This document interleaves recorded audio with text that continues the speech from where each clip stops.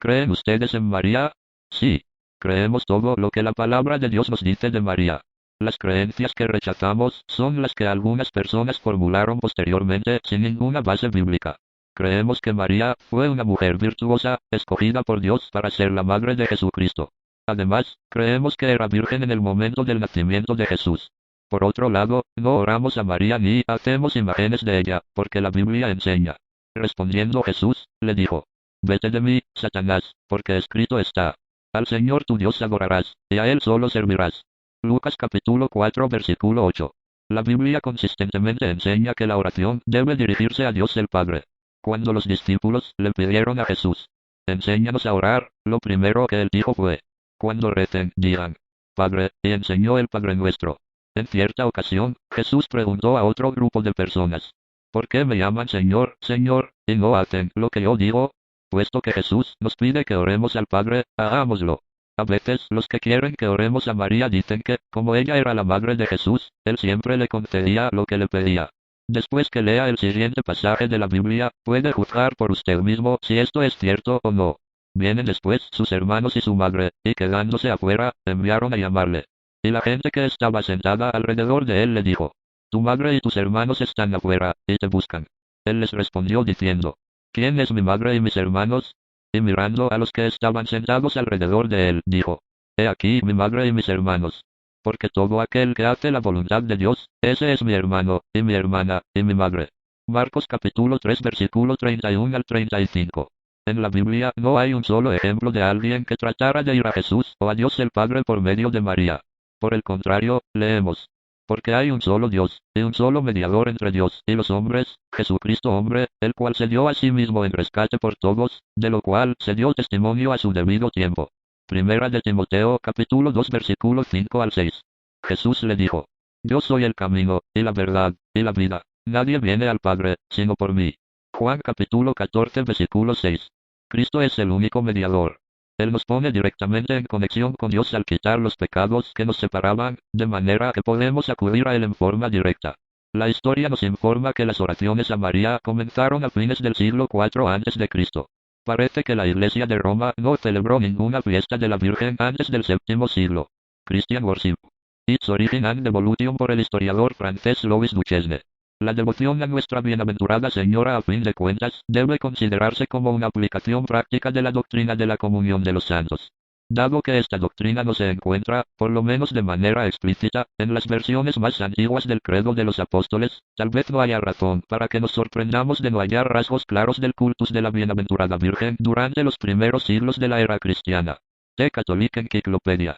El título Madre de Dios parece haber surgido en el uso devocional, probablemente en Alejandría, en algún tiempo durante el siglo III o el siglo IV. Para fines del siglo V, la Theotokos se había establecido firmemente en varias secciones de la Iglesia. The New Encyclopedia Britannica, la veneración de la Madre de Dios recibió su ímpetu cuando la Iglesia católica llegó a ser la Iglesia imperial bajo Constantino siglo IV, y las masas paganas acudieron a la Iglesia a raudales.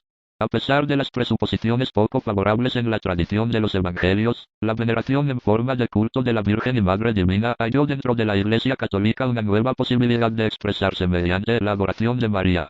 The New Encyclopedia Britannica por el profesor de Historia Eclesiástica Ernst W. Benz. En los días de Agustín siglo V, y en la zona del norte de África, María no tenía cabida en la devoción popular. Agustín et Bishop por el Dr. F. van der Meer. Cabe mencionar que algunos ven en la veneración a María similitudes con la veneración de mujeres en otras culturas paganas. En 1854, se produjo la proclamación, por parte del Papa Pío IX, del dogma de la Inmaculada Concepción. María fue liberada del pecado original en su propia concepción, de manera que vivió una vida completamente sin pecado, cuestión que tampoco es aceptada por los protestantes.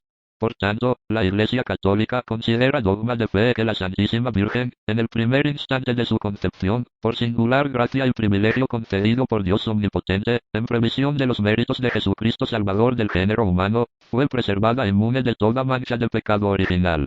Por medio de la Constitución Apostólica Munificentissimus Deus, el Papa Pío XII proclamó el dogma de la Asunción de la Virgen el 1 de noviembre de 1950, después de elevar a Dios muchas y reiteradas preces, y de invocar la luz del Espíritu de la verdad, para gloria de Dios Omnipotente, que otorgó a la Virgen María su peculiar benevolencia. para honor de su Hijo, Rey inmortal de los siglos y vencedor del pecado y de la muerte, para aumentar la gloria de la misma augusta Madre y para gozo y alegría de toda la Iglesia, con la autoridad de nuestro Señor Jesucristo, de los bienaventurados apóstoles Pedro y Pablo y con la nuestra, pronunciamos, declaramos y definimos ser dogma divinamente revelado que la Inmaculada Madre de Dios y siempre Virgen María, terminado el curso de su vida terrenal, fue asunta en cuerpo y alma a la gloria del cielo.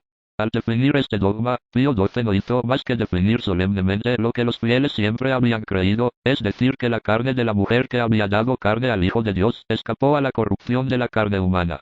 Las confesiones protestantes niegan esta proposición. Por cierto, si ella aún hubiera estado viva, no habría permitido esa práctica.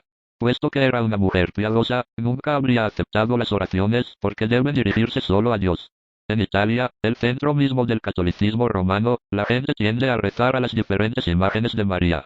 Es más, generalmente creen que cada imagen tiene capacidades particulares. Creen que algunas poseen el poder de sanar en una manera excepcional. Otras protegen de la lava del Vesubio. Piensan que otras protegen a grupos particulares de personas, como los pescadores. Los templos que tienen estatuas que son reverenciadas en forma especial fomentan esta creencia. Como resultado, muchas personas viajan grandes distancias, aunque pasen cerca de cientos de imágenes de María, porque su deseo es llegar a la que consideran que les ayudará más. Obviamente esto es idolatría y no es lo que quiero discutir aquí, porque no tiene relación alguna con María, que es una sola. Sus poderes no cambian de estatua a estatua. Más bien, veamos a María, la Madre de Jesús, una mujer real como muchas de las que están leyendo este libro. Creemos que ella era una mujer admirable, porque Dios la escogió para una tarea muy especial que la pondría en un lugar prominente y por la cual la considerarían un ejemplo. Sin embargo, no hay razón para creer que ella fue concebida sin pecado, porque después del nacimiento de Cristo la encontramos en el templo, ofreciendo sacrificio para su purificación. Y cuando se cumplieron los días de la purificación de ellos, conforme a la ley de Moisés, le trajeron a Jerusalén para presentarle al Señor como está escrito en la ley del Señor. Todo varón que abriere la matriz será llamado santo al Señor, y para ofrecer conforme a lo que se dice en la ley del Señor, un par de tórtolas, o 2 palominos. Lucas capítulo 2 versículo 22 al 24. Este es el mismo acto que todas las mujeres hebreas realizaban después del nacimiento de un hijo, como habló Jehová a Moisés, diciendo: habla a los hijos de Israel, y diles: la mujer cuando conciba y dé a luz varón, será inmunda 7 días, conforme a los días de su menstruación será inmunda. Y al 8º día se circuncidará al niño. Mas ella permanecerá 33 días purificándose de su sangre. Ninguna cosa santa tocará, ni vendrá al santuario, hasta cuando sean cumplidos los días de su purificación. Y si diere a luz hija, será inmunda 2 semanas, conforme a su separación, y 66 días estará purificándose de su sangre. Cuando los días de su purificación fueren cumplidos, por hijo o por hija, traerá un cordero de 1 año para holocausto, y un palomino o una tórtola para expiación, a la puerta del tabernáculo de reunión, al sacerdote. Y él los ofrecerá delante de Jehová, y hará expiación por ella, y será limpia del flujo de su sangre. Esta es la ley para la que diere a luz hijo o hija. Y si no tiene lo suficiente para un cordero, tomará entonces 2 tórtolas o 2 palominos, uno para holocausto y otro para expiación. Y el sacerdote hará expiación por ella, y será limpia. Levítico capítulo 12 versículo 1 al 8. Además, en su oración de agradecimiento por haber sido escogida para ser la madre de Cristo, María llama a Dios. Entonces María dijo: engrandece mi alma al Señor, y mi espíritu se regocija en Dios mi Salvador. Lucas 1 versículo 46 al 47. Si ella hubiera nacido sin pecado, no habría necesitado una ofrenda de purificación ni un Salvador. La Iglesia de Roma enseña que María debe ser llamada la Madre de Dios, una expresión que nunca se usa en la Biblia.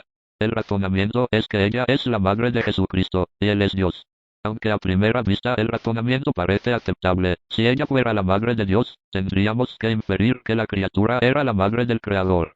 Es decir, que María, quien nació en un momento particular de la historia, era la Madre de todo lo relacionado con Dios, quien ha existido desde la eternidad. La Biblia no enseña que María existió antes de Jesucristo. Más bien enseña que Dios, quien siempre ha existido, tomó una naturaleza humana por medio del nacimiento virginal. En el principio creó Dios los cielos y la tierra. Génesis capítulo 1 versículo 1. En el principio era el Verbo, y el Verbo era con Dios, y el Verbo era Dios. Este era en el principio con Dios. Todas las cosas por Él fueron hechas, y sin Él nada de lo que ha sido hecho, fue hecho. Juan capítulo 1 versículo 1 al 3. Y aquel verbo fue hecho carne, y habitó entre nosotros, y vimos su gloria, gloria como del unigénito del Padre, lleno de gracia y de verdad. Juan capítulo 1 versículo 14. Por tanto, María fue la madre de la naturaleza humana de Cristo, pero no de su naturaleza divina, la cual ha existido desde la eternidad. Entonces le dijeron los judíos: aún no tienes 50 años, ¿y has visto a Abraham? Jesús les dijo: de cierto os digo, antes que Abraham fuese, yo soy. Juan capítulo 8 versículos 57 al 58. Para no crear confusión en este punto, preferimos no usar el término Madre de Dios. Aunque la Biblia enseña que María era virgen en el momento del nacimiento de Cristo, no nos da razón para creer que ella permaneció virgen toda su vida. De hecho, María fue obediente a Dios, quien, al hablar de las personas casadas, dijo que el hombre debe dejar a su padre y a su madre y unirse con su esposa, y que los dos deben ser un solo ser. Por esto dejará el hombre a su padre y a su madre, y se unirá a su mujer, y los dos serán una sola carne. Efesios capítulo 5 versículo 31. Así que no son ya más dos, sino una sola carne. Por tanto, lo que Dios juntó, no lo separe el hombre. Mateo capítulo 19 versículo 6. Al hablar específicamente de María y José, la Biblia explica: pero no la conoció hasta que dio a luz a su hijo primogénito, y le puso por nombre Jesús. Mateo capítulo 1 versículo 25. Este pasaje obviamente establece el hecho de que José no tuvo relaciones con María antes del nacimiento de Jesús, y otros pasajes declaran que ella era virgen en el nacimiento de Jesús. Sin embargo, al decir que sin que tuvieran relaciones dio a luz un hijo, expresamente excluye del periodo en que no tuvieron relaciones, el tiempo después que ella tuvo un hijo. Además, ninguno de los otros pasajes que hablan de la virginidad de María infieren que ella debía mantenerse virgen después del nacimiento de Cristo. Más bien, se da a entender que después que nació Cristo, María y José tuvieron relaciones normales como esposo y esposa. Afirmar que María permaneció virgen toda su vida infiere que ella no obedeció la voluntad de Dios para las mujeres casadas, y esta idea realmente no la honra.